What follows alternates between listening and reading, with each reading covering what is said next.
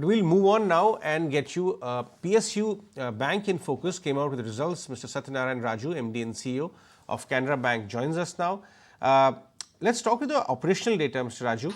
This quarter reported a dip in your pre-provisioning profitability by almost 2%. Want to understand what was the reason for it? Was it one-off in nature? Your employee costs have surged and cost to income also has surged. What is it likely to remain elevated, or you see it peter out going forward, normalizing going forward? It's not a continuous system, it's a one-time measure. You might be aware about that the Employees Association and the IBA has entered into an agreement for sale agreement, the wage revision agreement in the once in a 5 years. The latest agreement is due from the 1st November 2022. So last 14 months, we were providing that in anticipation of the growth, the incremental wage revision will happen at around 14 to 15%. But when we realized that recently that wage agreement has been concluded with a 17% growth rate. So from November 2022 to December 2023, that 14 months, we calculated an actual basis, whatever it is there and at 17%, and what we have already provided, and the minus whatever is the difference, the entire 700 crores has been provided now. Actually, every month we are providing 115 crores. Now it is 129 crores per month it is required. So whatever the gap is there, that additional 400 crores we have provided in this month towards that meeting the requirement of the wage. In addition to that, we also provided towards the retirement benefits of these incremental benefit. Actuaries, a major part of that actuaries also around 250 crores that also we provided in this.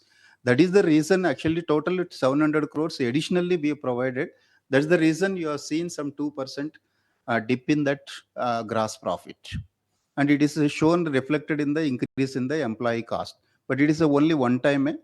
Just we want to observe that since the agreement is already concluded. Right. So you've reported a flat net interest margin this quarter. What is the outlook in terms of your net interest margins for the coming quarters? Interest expenses are growing faster than interest income. So what would be the key drivers? In the last quarter also, when I interacted with all of the market, that we clearly mentioned that there is a pressure from the cost of deposit.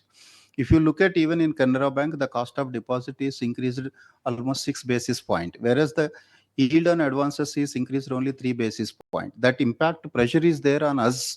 Even NIM. Last time we are told that our expectation for the current year will be around 2.9 to 3% the NIM.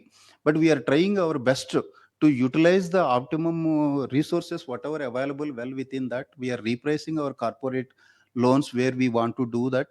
And we are focused more on RAM sector. There we get higher yields. And we focused also at the simultaneously on the credit cost by reducing the slippages and the quality of the recoveries and an NPS. All these things are helping us to maintain at just above the 3%. But the next quarter, again, I continue with my what earlier I shared with you that it's our NIM will be between the 2.9 to 3%, but our efforts will continue to be nearer to that 3%. So NIMs closer to NIMs closer to around 3%. But what about CASA? Because a lot of peers have talked about how that is expected to be under pressure. What's your expectation of hitting that 35% target? This one particular parameter still actually it was an ambitious target for us. We kept for 35% because we were struggling with weak CASA among the peer banks. But because of the market conditions where the liquidity issue is there and there is a heavy demand for the liabilities, competition is high, rate of interest are very high. Many banks are offering very high rate of interest for mobilizing the liabilities. That reaching that 35% will be a little difficult for us. But our growth, whatever is the last year on year, we have grown in the CASA at 5.05%. But still, this current quarter, we are thinking that whatever the growth we targeted for the deposit, the same growth we want to reflect in the CASA also, so that our CASA growth year on year at least will touch 8%, which we are declared initially that the deposits will grow at 8.5%.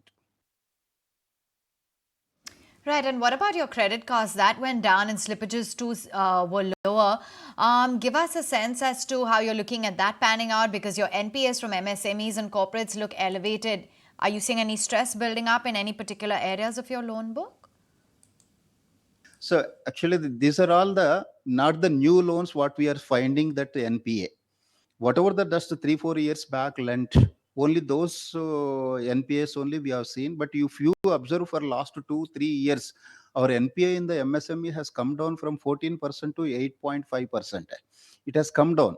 The reason behind that is last current year we are reframed all our schemes. We tightened the onboarding systems, but we somewhere where we have a low stress in that portfolio, so specialized area wise schemes we introduced. That's why if you can see last 3 years, current year MSME growth is higher. Almost we are touching the double digit 10% growth, but the slippages gradually it is coming down. And the same case in the case of the corporate also. The corporate, whatever the last 3 years what we have sanctioned, none of the account is reflecting in the stress, even in the SMA 1 or 2. These are all the legacy accounts which we already converted into NPA, and now we are only focusing on recovery of these accounts. But I don't see that any fresh slippages in these sectors, corporate sector. But nominal slippages will be there in the RAM sector regularly. But that's a part of the our business concern. But our recoveries are much more than what we are allowing the slippages.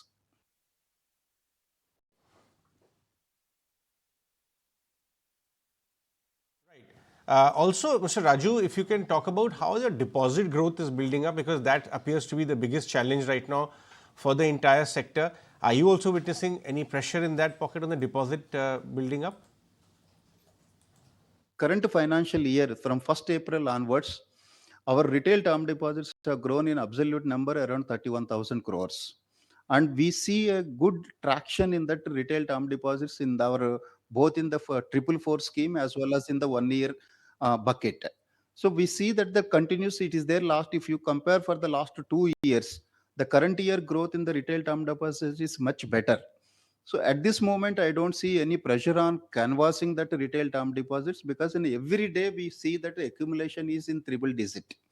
So that will continue for this quarter also. But only our concern is our CASA is not growing the way the other deposits are going. That's why there is a special campaign we have started from 1st January onwards with special incentives to all the outlets. Entire machinery is focused on liability campaign, especially for the CASA campaign. There is a bit of a pressure when it comes to the CASA. But separately, I wanted your word regarding the unsecured part of the book, because, of course, RBI has asked to increase the risk weights there. Commensurate to that, have you increased the interest rates on your unsecured lending already, or what's the gap that we should expect that it will start showing in your numbers? Yes, we have increased our clean loan portfolio. What is 35 basis points in that rate of interest? Because of the increase in the risk weightage, our capital has been impacted with the 52 basis points. That's why partly that we want to share it with our NBFC concerned NBFC clients also.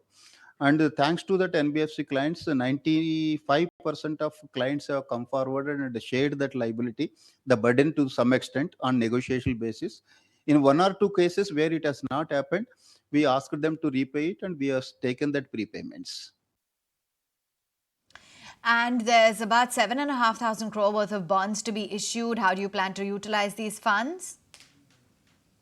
No, this is for capital. What we are actually the board has permitted us to raise that 81 bonds and the tier 2 bonds. It's a 7,500. 3,500 crores is for 81 bonds and 4,000 crores is tier 2 bonds.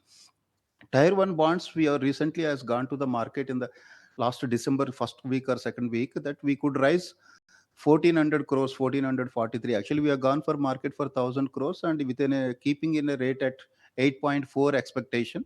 But at that rate, we got more funds. So we absorbed that 1400 crores entire thing.